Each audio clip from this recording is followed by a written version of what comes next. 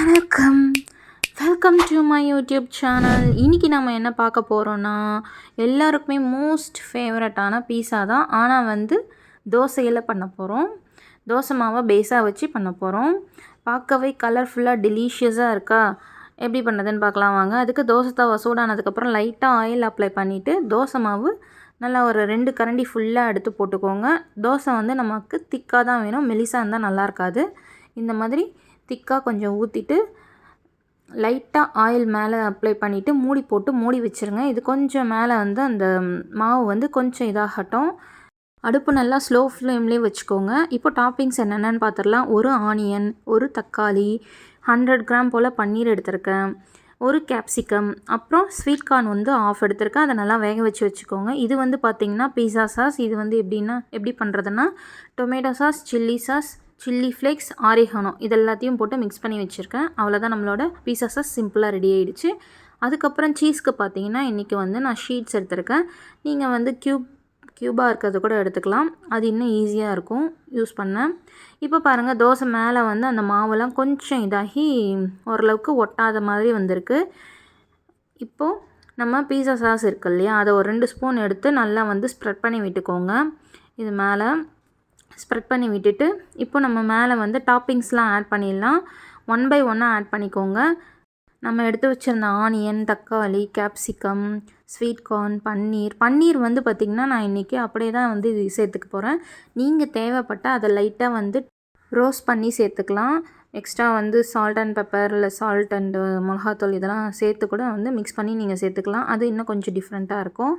நான் இன்றைக்கி அப்படியே தான் எடுத்திருக்கேன். இந்த மாதிரி 1 பை 1 வெஜிடபிள்ஸ் எல்லாம் சேர்த்துக்கோங்க.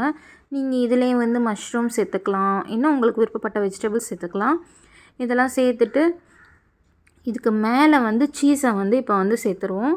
நான் இன்றைக்கி ஷீட்ஸாக வச்சுருக்கிறதால இதை அப்படியே பிச்சு சேர்த்துக்கிறேன்.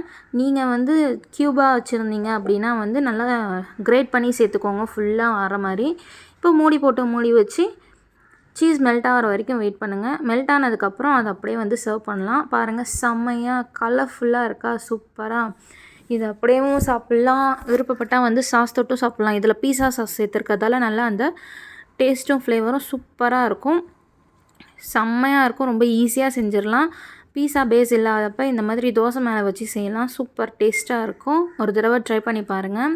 இதை நம்ம இப்படியே செய்கிறதா இருந்தாலும் செய்யலாம். இல்லை நான் இன்னொரு மெத்தட் காமிக்கிறேன் பாருங்கள், சர்வ் பண்ணுறதுக்காக. இதை இப்படியே ஃபோல்ட் பண்ணிக்கலாம்.